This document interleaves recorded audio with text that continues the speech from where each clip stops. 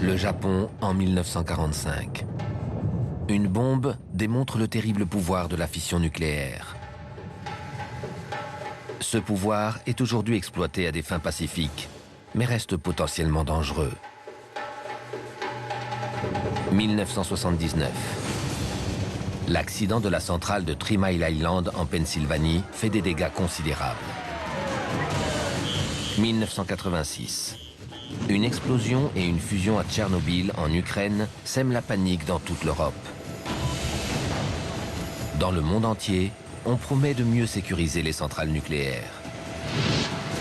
Mais en 2011, le complexe nucléaire de Fukushima est d'abord ébranlé par un tremblement de terre, puis par un immense tsunami. Le Japon est sur le point de vivre un nouveau cauchemar radioactif. Pendant ce temps, la planète se souvient du pacte redoutable qu'elle a signé avec l'atome. Les catastrophes sont rarement le fruit du hasard. Elles résultent souvent d'un enchaînement d'événements malheureux. Aujourd'hui, dans la Minute de Vérité, catastrophe nucléaire de Fukushima.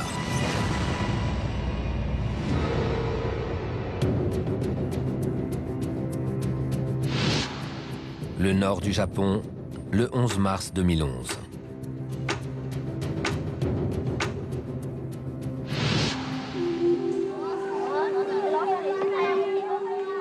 Institutrice en école maternelle, Eriko Oriuchi est en classe.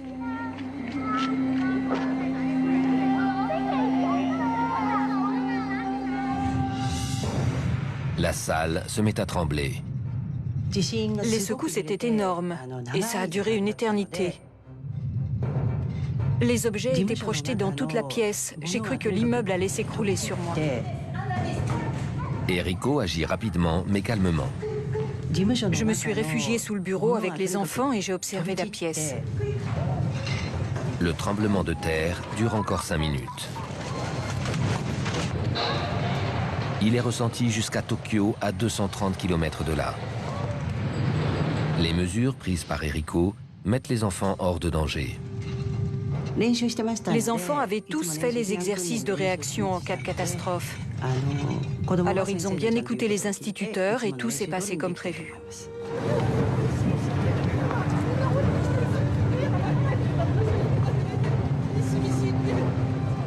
Les gratte-ciels tremblent.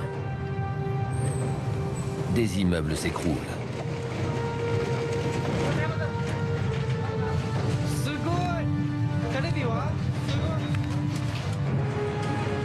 L'agence météorologique du Japon parle d'un séisme de magnitude 9.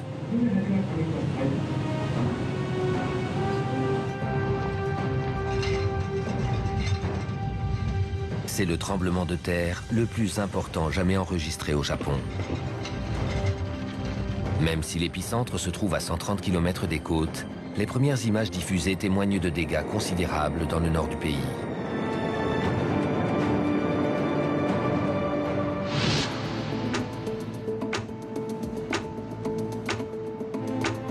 À Tokyo, l'expert en communication Kenichi Shimomura se précipite au centre de gestion de crise souterrain du Premier ministre. Les secousses sont si importantes que le désastre humain est inévitable. Le gouvernement organise en hâte une réunion de crise. Face à une telle situation, j'ai instinctivement senti que le gouvernement central allait devoir agir de sa propre initiative plutôt que d'attendre les décisions des autorités locales. 5 des centrales nucléaires japonaises se trouvent dans la zone touchée par la catastrophe. Celle de Fukushima est la plus importante.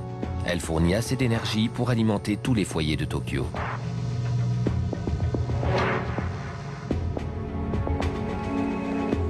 L'équipe du Premier ministre n'est pas en contact direct avec les centrales.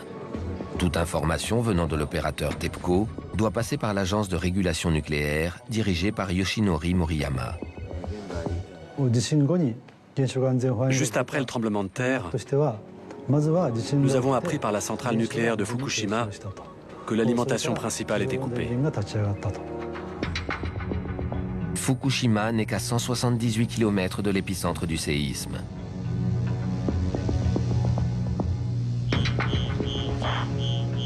Dès les premières secousses, la procédure d'arrêt d'urgence est déclenchée. Les réacteurs s'arrêtent automatiquement. La centrale a bien supporté le choc.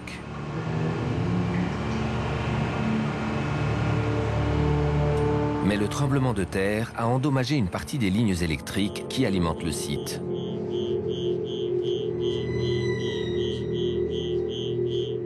L'alimentation de secours se met en route pour que la centrale puisse procéder à l'arrêt d'urgence des réacteurs.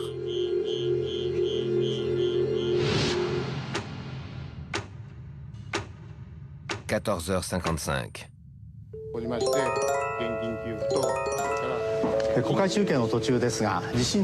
Une alerte au tsunami est diffusée dans tout le pays. Tout l'océan Pacifique Nord est sur le qui-vive, y compris la centrale électrique de Fukushima.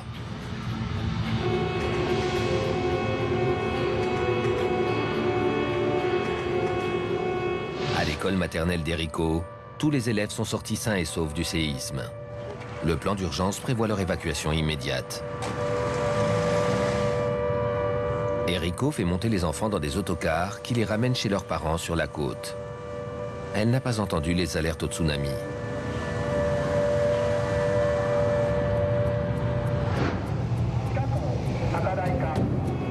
À Fukushima, les employés de la centrale sont également évacués. Une équipe spéciale, les 50 de Fukushima, reste sur place pour affronter la catastrophe.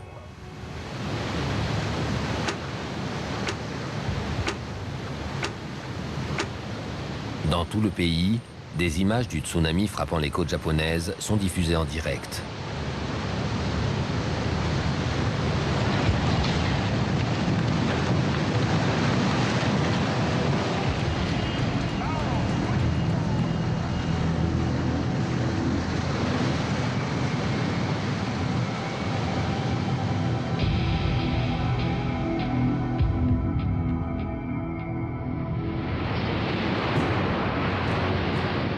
La tempête heurte le complexe nucléaire de plein fouet. Le site est inondé.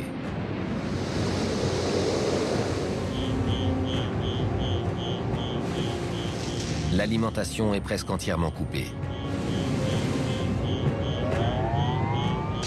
2 employés qui évaluaient les dégâts au sous-sol sont tués sur le coup.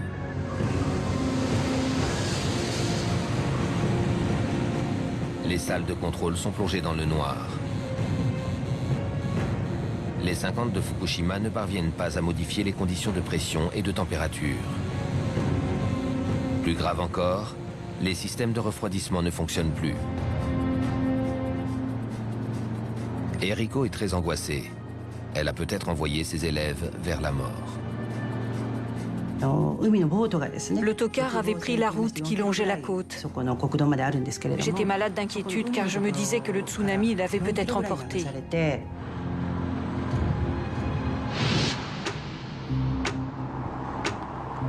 À Tokyo, au centre de gestion de crise, le Premier ministre Naoto Kan apprend que les générateurs de la centrale de Fukushima ont été coupés.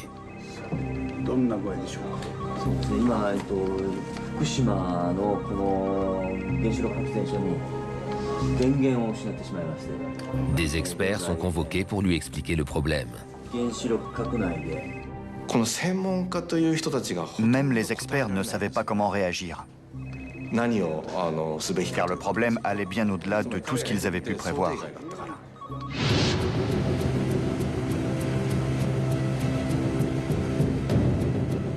Les responsables de la centrale tentent désespérément de refroidir les réacteurs. Ils ont besoin d'électricité. Il fallait faire venir des générateurs mobiles. C'était notre dernier recours.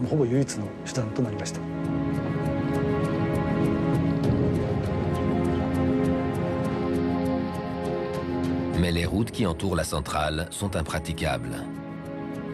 Acheminer les générateurs de secours est quasiment impossible.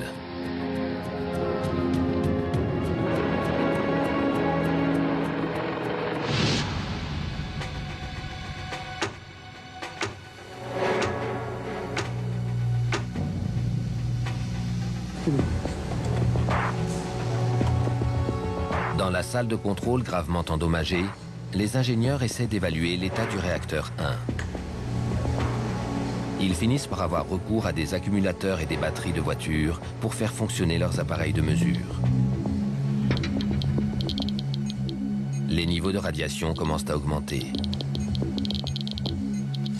Les 50 de Fukushima se munissent de combinaisons et de masques pour se protéger.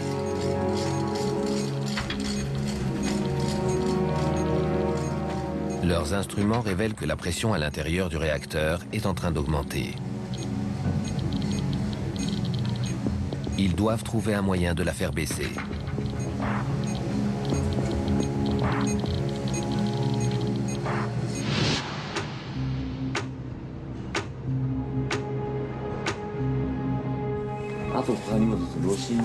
La nouvelle est communiquée au Premier ministre.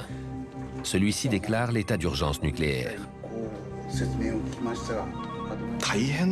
J'ai entendu le Premier ministre dire plusieurs fois, presque pour lui-même, c'est très grave. Le gouvernement doit agir rapidement avec très peu d'informations. Il ne dispose d'aucune donnée en temps réel et n'a pas de communication directe avec les responsables des centrales. Malgré tout, les conseillers scientifiques pensent avoir trouvé une solution pour empêcher l'augmentation de la pression à l'intérieur des réacteurs. La pression dans les enceintes de confinement doit toujours rester basse. Elles sont équipées de soupapes qui permettent d'évacuer la vapeur à tout moment. Les conseillers du Premier ministre lui recommandent de faire ouvrir les soupapes.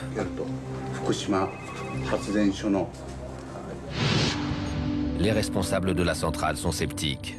Ils craignent que la vapeur ne répande des particules radioactives dans l'atmosphère.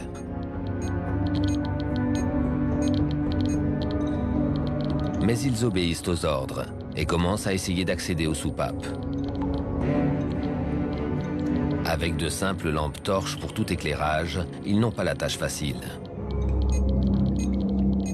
D'après leur compteur Geiger portatif, les taux de radiation sont en hausse. C'est peut-être parce qu'un réacteur s'est fissuré pendant le tremblement de terre.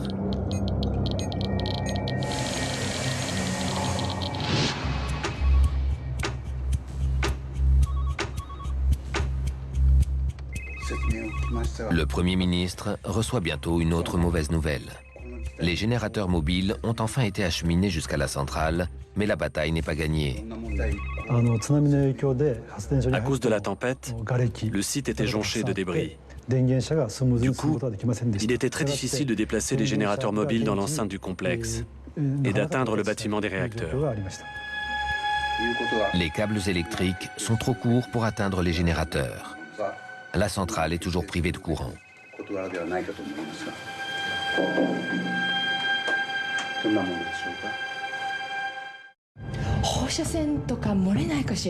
À 8 km de Fukushima, Eriko Oriuchi et son mari sont de plus en plus inquiets. Des rumeurs évoquaient des fuites radioactives et on disait que la centrale était en difficulté. Je commençais à me sentir de plus en plus mal. Mais les autorités locales ne confirment pas ces affirmations. Le mari d'Eriko, Dominique, qui est suisse, trouve des informations grâce aux agences de presse internationales. J'avais accès à Internet. Alors je me suis mis à regarder les journaux étrangers. Ils étaient un peu plus explicites sur la catastrophe. Et puis ma femme m'a expliqué que des bruits couraient à propos d'un problème à la centrale. On a décidé de partir le lendemain matin à l'aube. Les routes étaient éventrées, alors on a décidé d'attendre 5 heures du matin pour quitter la région. Rouler sur des routes endommagées dans le noir serait bien trop dangereux. Eriko et sa famille attendront le lever du jour.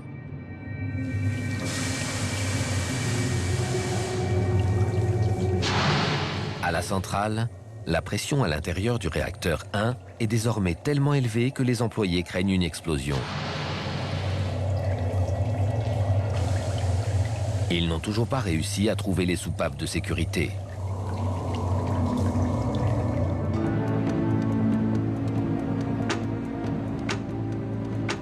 Samedi 12 mars. 8 km du complexe de Fukushima, Eriko et son mari se préparent à quitter leur maison.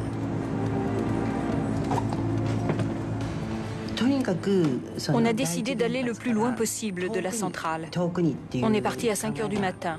À 6 heures, on a entendu un communiqué ordonnant à tout le monde d'évacuer les lieux. 1 heure après leur départ, d'énormes embouteillages bloquent les routes. Tandis que la peur des radiations se répand, des dizaines de milliers de gens se dirigent vers les centres d'évacuation.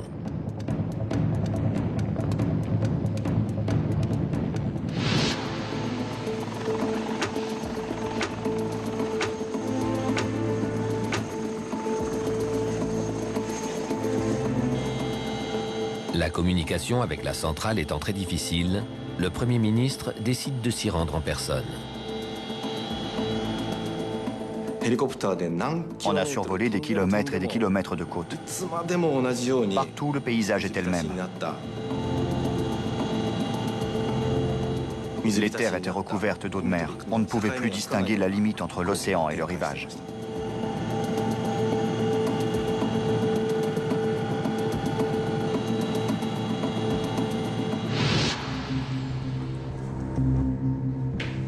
Une fois sur place, le chef du gouvernement convoque les responsables. Il veut savoir pourquoi les soupapes de sécurité des réacteurs n'ont pas été ouvertes. Ils ont répondu que les soupapes seraient ouvertes dans les 4 heures. Mais le Premier ministre leur a dit « Vous répétez la même chose depuis hier, et ça n'est toujours pas fait. » Pourquoi ?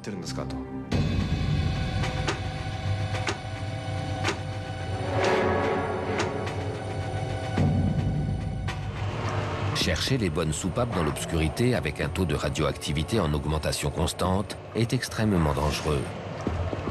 Un ouvrier a déjà été amené à l'hôpital en urgence à cause d'une surexposition aux radiations. Même une fois que les soupapes ont été trouvées, l'absence d'électricité rend leur ouverture très difficile. Elles devraient normalement être activées par des mécanismes puissants qui fonctionnent sur l'alimentation principale. Mais les 50 de Fukushima ne disposent que de batteries de voiture et de la force de leurs bras.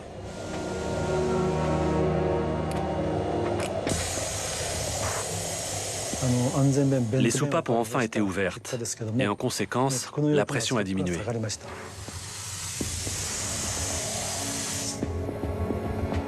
Les responsables de la centrale pensent que le réacteur 1 peut désormais attendre qu'on le rattache à l'alimentation principale pour le refroidir. Le niveau de radioactivité sur le site est en hausse. Les ingénieurs espèrent que c'est à cause de la vapeur qui est sortie par les soupapes. Mais cela pourrait aussi indiquer que le caisson du réacteur, dont la paroi ne mesure que 15 cm d'épaisseur, est fissuré et qu'une fusion du cœur a provoqué une fuite du combustible. Le danger est donc loin d'être écarté. 15h36, une nouvelle secousse très importante fait trembler la centrale. Les ouvriers nous ont dit qu'ils avaient senti un énorme choc. Très peu de temps après, le bâtiment qui abrite le réacteur 1 explose.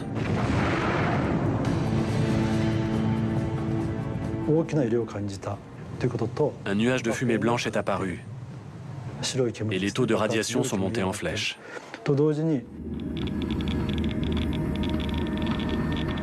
À proximité du réacteur 1, les ouvriers mesurent un niveau de radioactivité 1000 fois supérieur aux taux habituels. Cela pourrait indiquer que le réacteur lui-même a été endommagé et qu'une fuite s'y est produite. Les autres réacteurs semblent également avoir subi des dégâts. On s'est rendu compte que les autres réacteurs étaient abîmés aussi. Les bâtiments 1, 2 et 3 avaient tous des problèmes.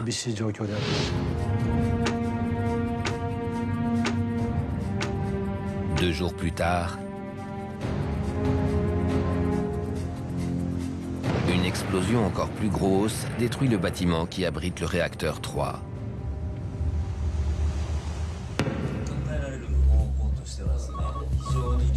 C'est exactement ce que craignait le Premier ministre.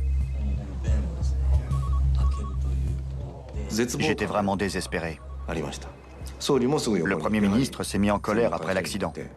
Il a dit aux experts, « Vous m'aviez assuré qu'il n'y aurait pas d'autre explosion. Que s'est-il passé ?» Il a peur que les radiations se propagent de plus en plus loin. Une peur qui fait trembler le monde entier, tandis que les événements sont retransmis en direct à la télévision. En quelques heures, le niveau de radioactivité sur le site atteint des sommets. Les 50 de Fukushima ne parviennent toujours pas à reprendre le contrôle des réacteurs. Le Premier ministre est obligé d'annoncer la triste vérité dans un discours télévisé. Aujourd'hui, le risque de voir des particules radioactives se répandre est de plus en plus important. 180 000 personnes doivent trouver des refuges de fortune loin de leur maison, sans savoir à quel moment ils pourront rentrer chez eux.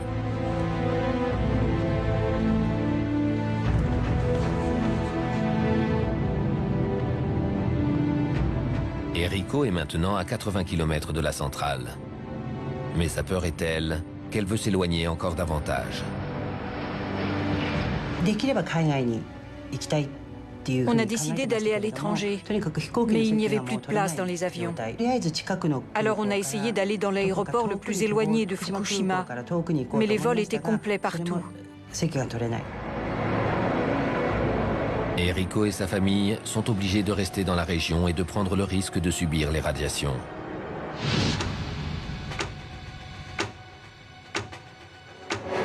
Le lendemain, une importante explosion provoque un gigantesque incendie dans le bâtiment du réacteur 4. Après la première explosion, on a fait le maximum pour éviter les deux suivantes. Malheureusement, nos efforts n'ont servi à rien. Il faut le reconnaître.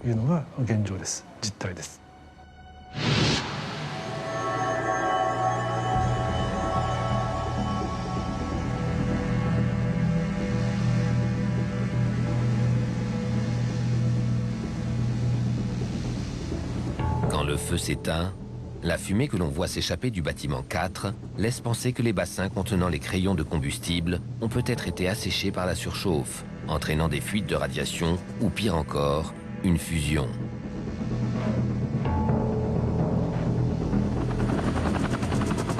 Les responsables de la centrale décident d'arroser le combustible pour le refroidir. Ils font venir des hélicoptères Chinook pour verser de l'eau sur le réacteur.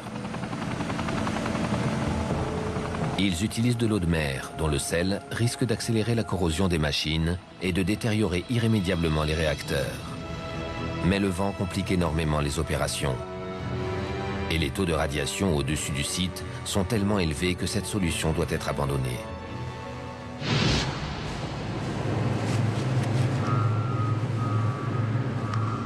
Seuls les pompiers ont les moyens techniques d'inonder suffisamment les réacteurs pour faire une différence. Ichiro Suzu est détourné de sa mission de secours aux sinistrés du tsunami pour diriger une équipe de pompiers d'élite.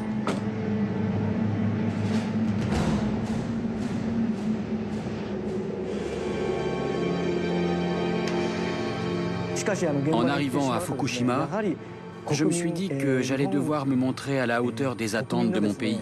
À l'entrée du site, il régnait un silence étrange et inquiétant.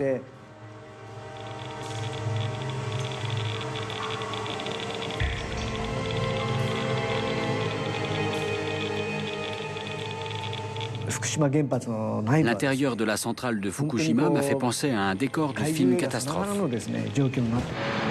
Bravant le danger, Ichiro et son équipe passent des jours entiers à arroser les piscines de combustible usé.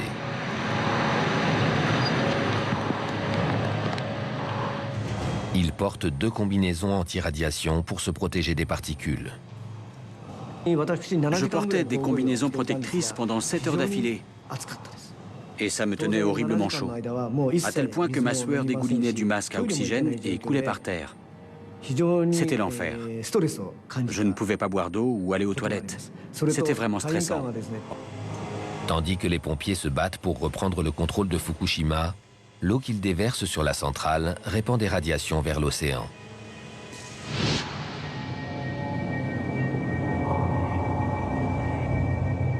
À 230 km de là, à Tokyo, on commence à se demander si l'eau potable n'est pas contaminée.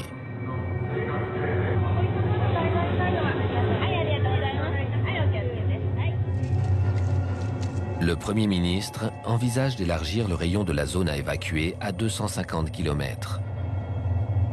Il faudrait alors ordonner à 30 millions de personnes, y compris tous les habitants de Tokyo, d'abandonner leur maison.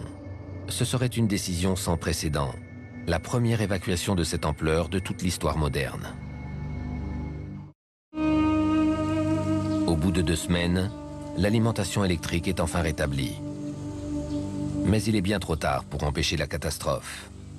Et les radiations continuent à s'échapper des réacteurs. Le Japon et le reste du monde désespèrent de savoir ce qui se passe à l'intérieur de la centrale. Et comment un accident aussi grave a pu se produire à Fukushima.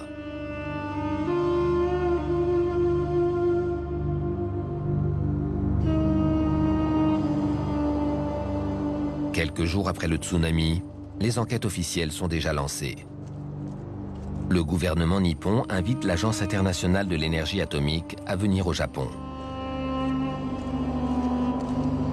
Elle travaille en collaboration avec des experts japonais pour rassembler les informations nécessaires à la gestion de la crise et pour s'assurer qu'un tel accident ne se reproduise plus jamais.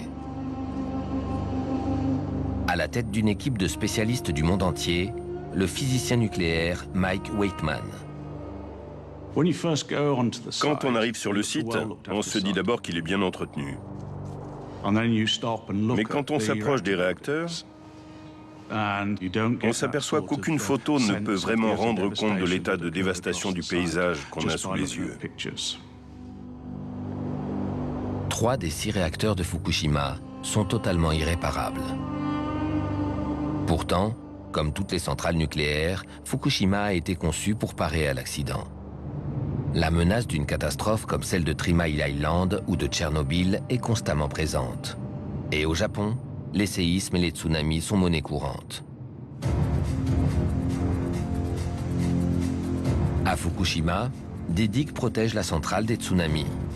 Quant aux réacteurs, ils sont profondément ancrés dans la roche pour supporter les secousses des tremblements de terre. En cas de coupure d'alimentation, les générateurs d'urgence sont là pour prendre le relais. Mais aucune de ces mesures de sécurité n'a suffi à protéger Fukushima. En revenant sur les événements de cette journée et en étudiant de près l'enquête qui a suivi, nous allons révéler comment s'est produit le désastre, malgré toutes les mesures prises pour l'éviter.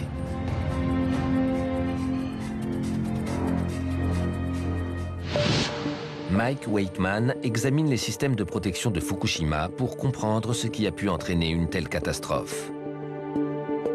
Il trouve des défauts majeurs dans la façon dont la centrale a été conçue. Il a l'impression que les architectes étaient plus préoccupés par l'éventualité d'un tremblement de terre que par celle d'un tsunami.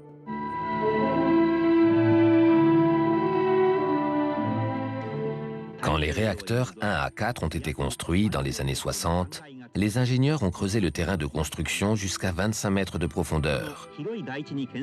Cela leur a permis de bien ancrer les bâtiments dans la roche.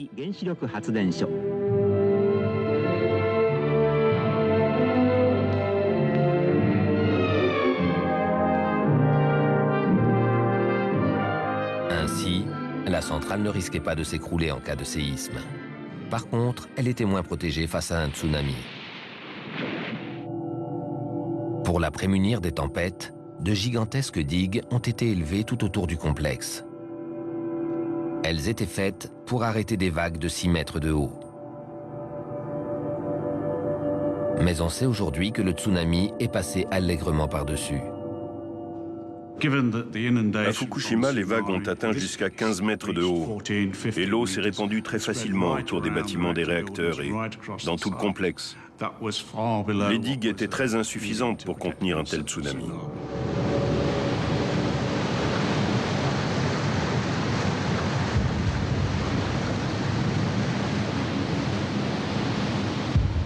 Un ouvrier a réussi à filmer le moment de l'impact. Un autre a pris des photos pendant que l'eau envahissait la centrale dans un déferlement de vagues.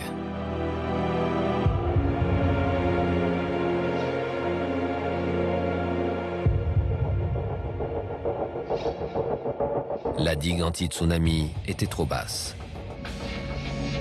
Ce simple défaut de fabrication a provoqué la série d'événements catastrophiques qui a mis la centrale en danger de fusion.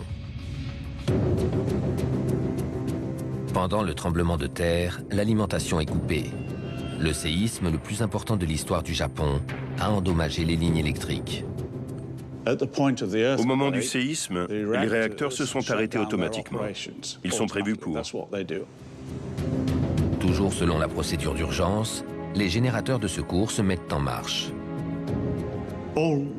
Toutes les centrales ont des systèmes d'alimentation de secours.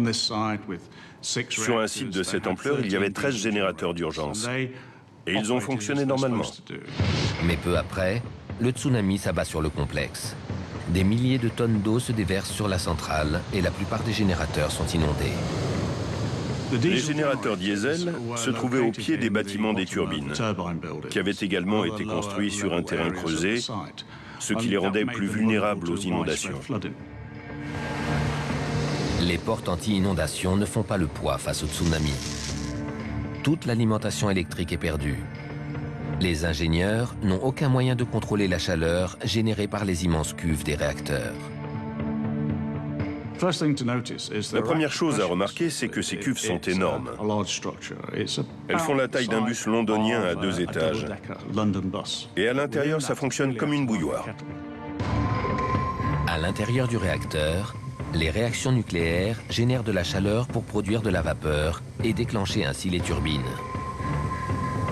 Si l'alimentation électrique est coupée, l'eau, qui sert à empêcher la surchauffe, ne s'écoule plus. Mais les réactions nucléaires continuent et le carburant émet de la chaleur. Le refroidissement des réacteurs est indispensable pour la sécurité. Il faut sans cesse les refroidir pour qu'ils ne soient pas dangereux. Les responsables de la centrale n'ont aucun moyen de faire fonctionner les pompes de refroidissement.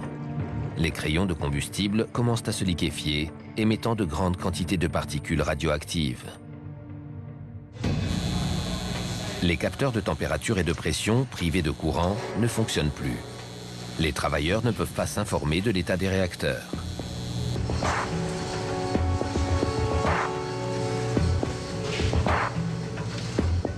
Ils doivent improviser une réponse d'urgence. Même quand on est arrivé 10 semaines plus tard, le nombre d'épaves de voitures était impressionnant. Les employés avaient arraché les batteries des voitures pour faire fonctionner leurs instruments de mesure et tenter de comprendre ce qui se passait dans les réacteurs.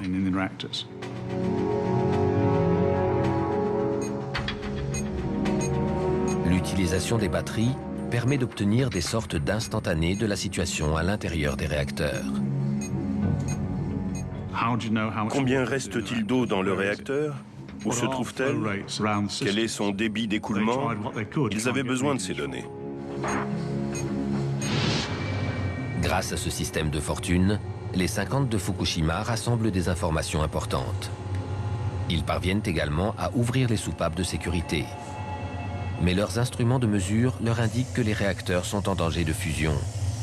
Et sans électricité pour faire fonctionner les pompes de refroidissement, ils ne peuvent pas enrayer le processus. Par ailleurs, à cause de la structure même de la centrale, un autre obstacle se dresse devant eux.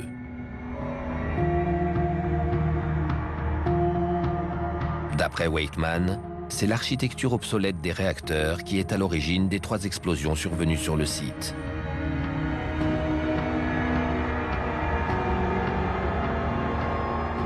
Des tonnes de carburant nucléaire sont stockées dans les crayons de combustible qui sont habituellement refroidis par un flot d'eau froide.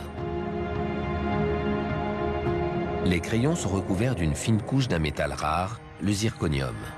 Il les protège de la chaleur sans empêcher la réaction nucléaire.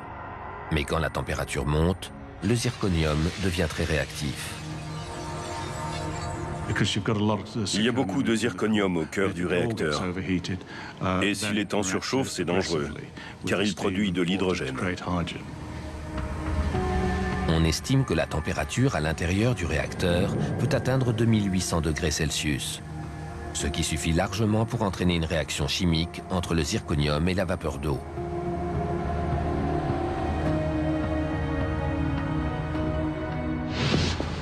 Tandis que le taux d'hydrogène, gaz hautement inflammable, augmente dangereusement, les responsables l'évacuent dans la structure en béton entourant le réacteur. Les particules radioactives émanant des crayons s'échappent également. Tout cela passe lentement vers l'extérieur à travers les soupapes. Mais tout l'hydrogène ne se retrouve pas à l'air libre. Une grande partie remonte vers le haut du bâtiment. Et les 50 de Fukushima ne peuvent pas l'empêcher de s'enflammer. Le matériel était abîmé et il suffisait de très peu d'énergie pour qu'il prenne feu.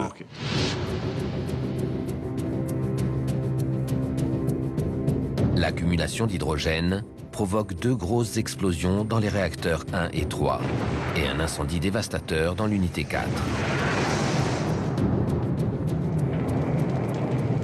Le monde entier est sous le choc.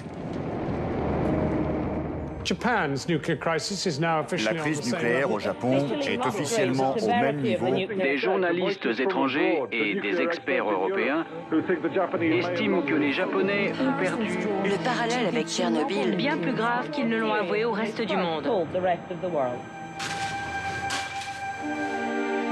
La panique se répand quant à l'étendue de la pollution radioactive, tandis que le souvenir de Tchernobyl et de son impact sur la planète refont surface.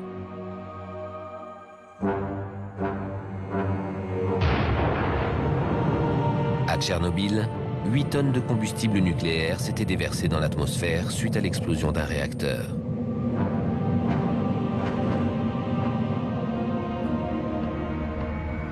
Mike Waitman réévalue le niveau des émissions radioactives de Fukushima pour le comparer avec celui de Tchernobyl. On a comparé les 2 accidents, mais les rejets radioactifs de Fukushima équivalent à 10% de ceux de Tchernobyl. Ça ne s'est pas répandu aussi loin. D'après Waitman, l'accident de Fukushima aurait pu être bien pire. Peut-être aussi grave que celui de Tchernobyl. Si l'hydrogène était resté à l'intérieur des réacteurs, la pression aurait été tellement forte qu'elle n'aurait pas seulement fait exploser les bâtiments des réacteurs, mais également les réacteurs eux-mêmes. Le réacteur 3 contenait 88 tonnes de combustible au plutonium et à l'uranium. Ils auraient pu être exposés à l'air libre et se répandre, exactement comme à Tchernobyl en 1986. En suivant l'ordre du Premier ministre d'évacuer la vapeur d'eau pour faire baisser la pression dans les réacteurs, les responsables ont évité le pire.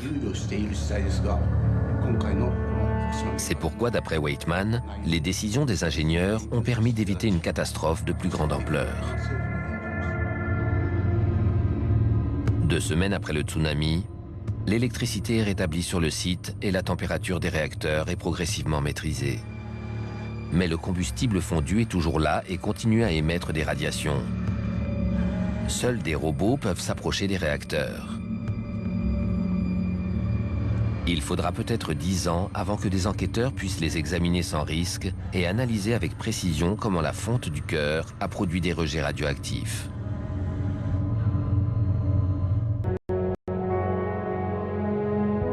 Maintenant qu'il sait pourquoi les systèmes de sécurité ont échoué en provoquant une telle catastrophe, Mike Waitman tente de déterminer si l'opérateur de la centrale, TEPCO, aurait pu éviter le désastre.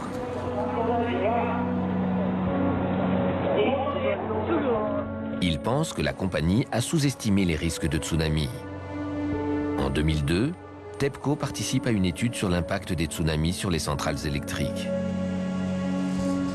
Ces experts ont conclu que la probabilité d'un séisme assez important pour causer un tsunami capable d'affecter Fukushima est de 0% sur les 30 prochaines années. Ils ont tort.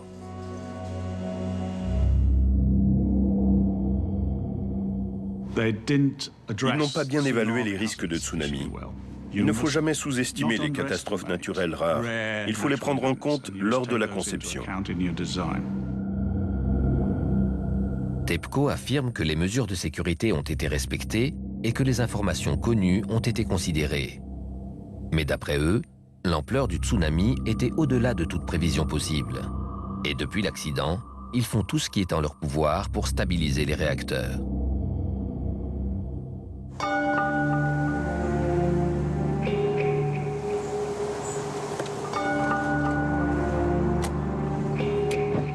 Tout de suite après la catastrophe, les critiques fusent sur la façon dont la crise a été gérée. Les riverains, comme Errico, ont le sentiment d'avoir été mal informés et d'avoir été prévenus trop tard des dangers potentiels de l'explosion. Ils accusent à la fois TEPCO et le gouvernement. On ne nous a jamais rien dit sur les radiations. On nous a seulement parlé de l'élargissement de la zone d'évacuation. Le gouvernement lui-même doit se battre pour que les informations soient diffusées. Le Premier ministre prône la transparence, mais il dépend de ses conseillers.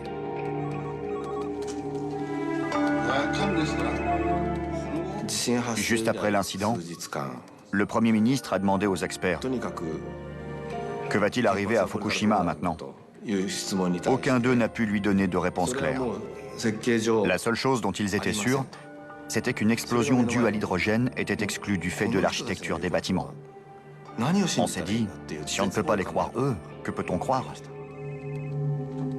Les conseillers du Premier ministre avaient peu de données à leur disposition, car TEPCO les fournissait au compte-gouttes. Que savaient réellement les gens qui étaient en relation étroite avec la centrale, comme les responsables de TEPCO? Ont-ils partagé toutes leurs informations avec le gouvernement? Le Premier ministre Naoto Kan est aux prises avec des événements qui lui échappent. 5 mois après le tsunami, il est obligé de démissionner sans savoir quelles seront les retombées de la catastrophe.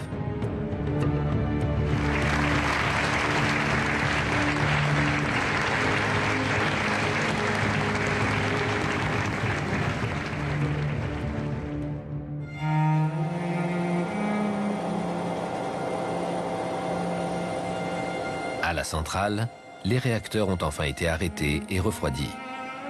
Mais ils continuent à être dangereusement radioactifs.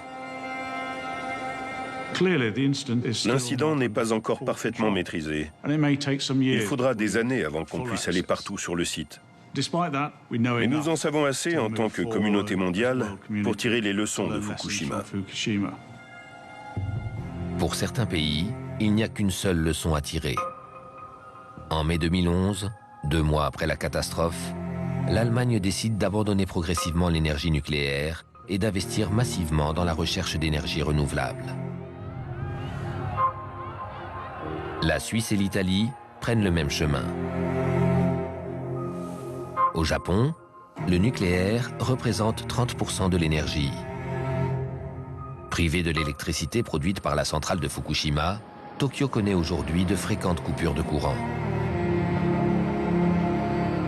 Le nouveau Premier ministre est décidé à continuer le programme nucléaire de son pays. À Fukushima, les ouvriers qui sont restés pour reprendre le contrôle de la centrale et les pompiers comme Ichiro Suzu, véritable héros du drame, ont été rassurés par le corps médical. Mais il faudra peut-être des années avant qu'on ne puisse mesurer toutes les conséquences du désastre. Errico, notre institutrice, n'est finalement jamais allée plus loin que l'aéroport. Elle vit aujourd'hui avec sa famille dans un appartement situé à 80 km de la centrale. L'autocar dans lequel les enfants de sa classe sont montés a échappé au tsunami. Tous ont survécu. Dans la région de Fukushima, les effets de l'accident vont perdurer pendant de nombreuses années. Une zone d'exclusion d'un rayon de 20 km autour de la centrale est encore appliquée. Toutes les exploitations agricoles ont été abandonnées. Il faudra retirer de chaque parcelle de terre fertile une couche radioactive de 4 cm.